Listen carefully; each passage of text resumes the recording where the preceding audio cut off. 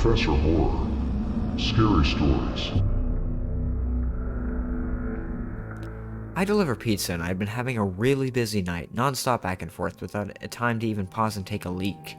I've been so busy that I wasn't really thinking about bathroom breaks. But we're also going through a bit of a heat wave in our area, so I've been drinking copious amounts of water. All of a sudden, as I was driving to this particular delivery, the urge to go hit me. Like things went from 0 to 60 in an instant. Thankfully, I was close to the customer, so I could just get this one done over with quickly. Or so I thought. I pulled up to the house, and it was an area I'd delivered in before, so I could immediately see that something wasn't right. All the lights were off in the house, not even a glow of the television or anything. It was extra apparent because the streetlight closest to the door happened to be out of order, and on top of it all, the block was dead quiet. This is a big university area, and obviously there aren't many student renters in July, but there had to be at least one person because someone ordered this pizza.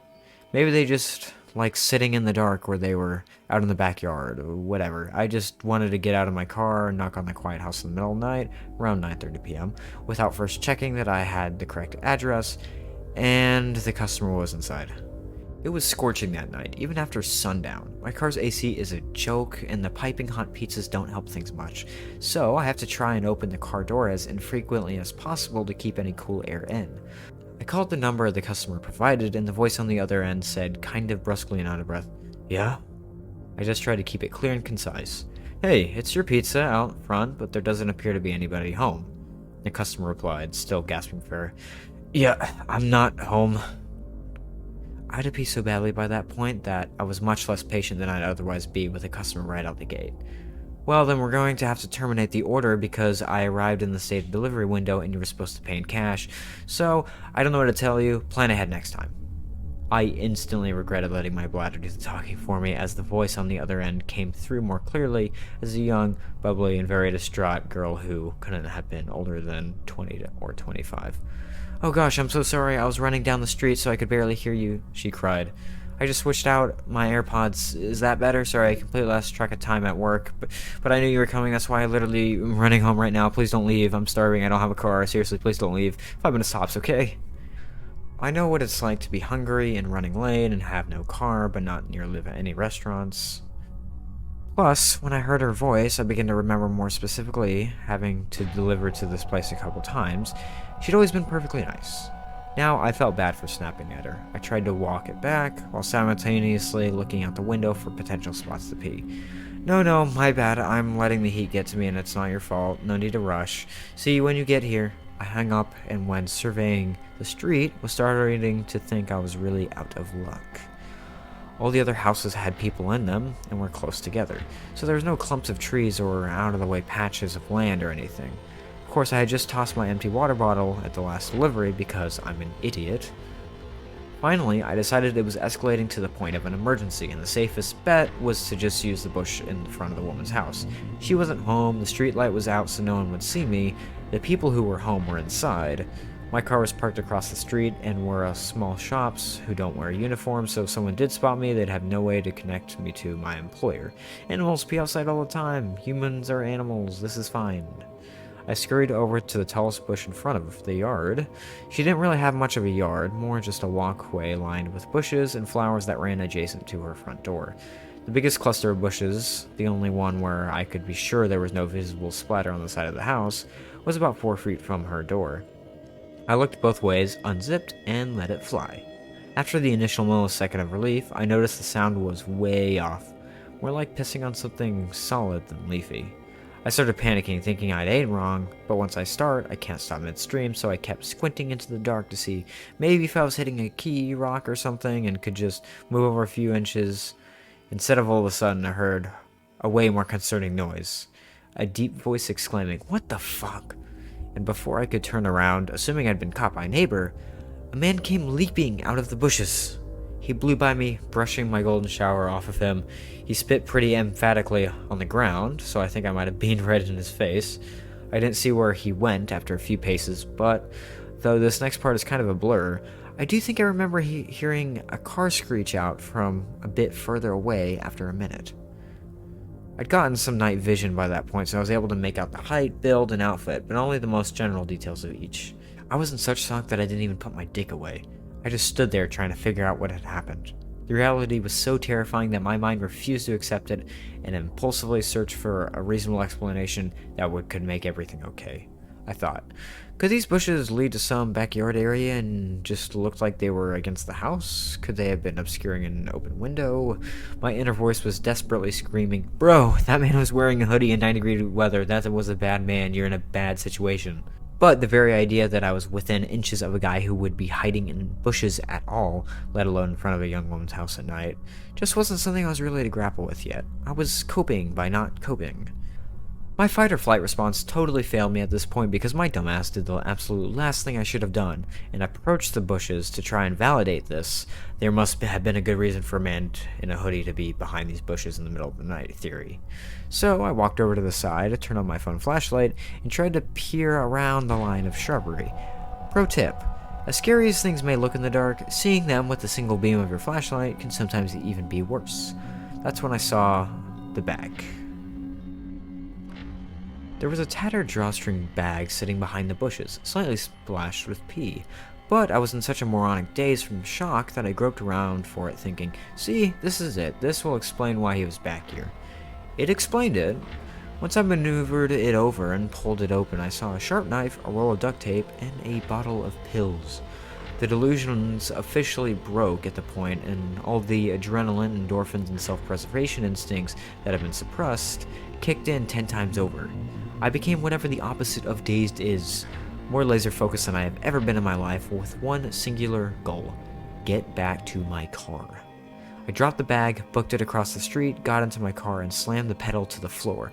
Before the door was even all the way closed, I went as far as I could, as fast as I could, until I hit a red signal. Then I pulled off to the side and realized I shouldn't be driving any more than necessary in the condition I was in.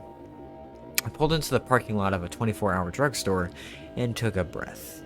I was finally calm and coherent enough to zip up and formulate a plan of action. My first lucid thought was, okay, who do I call first, the police or the girl whose house that was? I thought about it for what couldn't have been more than 10 seconds but felt like an hour, and decided, okay, I am in my locked car with the engine running. If trouble starts, I can drive away. I know something's up. She might not. She needs to know not to keep walking in that direction. But as I was dialing her number, it occurred to me, what if there was no girl? I thought I remembered delivering to the house before, but what if I was wrong? What if the girl on the phone was just a decoy to get me there to rob me, or worse? Every pizza guy on the planet has seen the Evil Genius documentary by now, so I thought, she called me all out of breath, she wasn't home, the whole thing was off. Can't risk it, I'll start with the cops. I called 911, and the operator was very helpful in keeping me calm because I was a complete wreck by this point. He kept assuring me that someone would be there soon.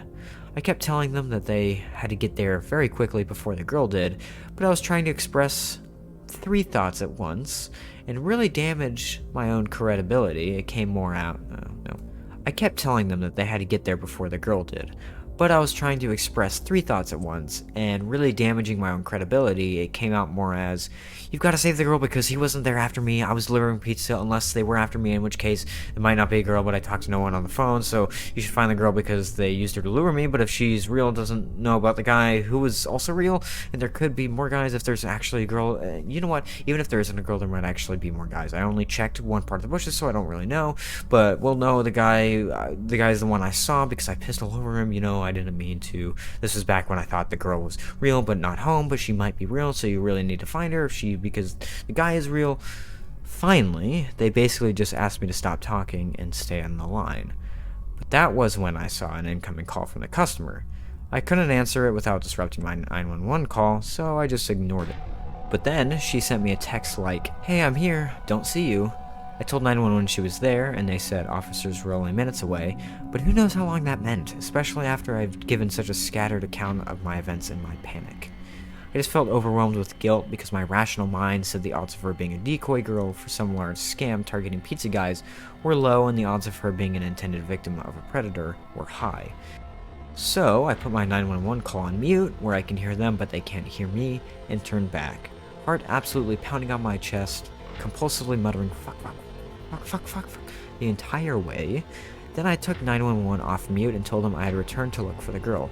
They weren't happy about that, but I saw her meandering past the parked cars in the street looking to see if one of them was mine, and I waved her down, flashing my headlights. She bounced on over to my car, happy-go-lucky. I figured that was a good sign that she wasn't in on whatever this was, but I was just so scared to be back in the general area and to not know what had just happened or what was going to happen. I kept whispering, "Get in, get in."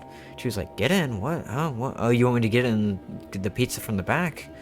I didn't want to make the same mistake with her that I made with 911, so instead of trying to tell the whole story, I stuck to the bare basic facts.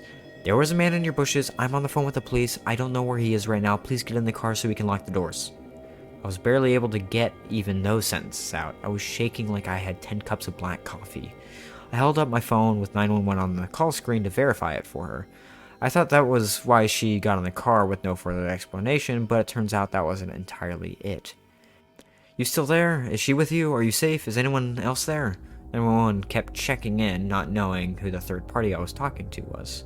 I reassured them and we drove, more cautiously this time, to a location 911 instructed us to wait at to speak with the police after they cleared the area. I didn't actually have to do much after that. The police came pretty soon after. A police car met us. I gave them a statement, everything I observed, and she went to go speak to more officers in more detail than they needed me for. It turns out the reason she got into a strained pizza guy's car without probing any deeper into my story is because she knew who the man was right away from my description. She had an abusive ex-boyfriend who was apparently psychotic enough that he immediately came to mind from hearing, "There's a guy in your bushes." She later called us to thank me and insisted on leaving a huge tip. I wasn't there when the call came in, so the kid who answered didn't know to refuse to accept the money, but the manager already promised the next time we would see her, we would load her up with enough one free pie cards to last a lifetime. Easily the scariest thing that has ever happened to me on the job, or off. I don't get the chance to tell the story much because I try to avoid sharing it with anyone who could possibly know the girl or know the event. But I'm still not the same since. Even though I know he didn't have anything to do with me directly, this truly shook me to my core.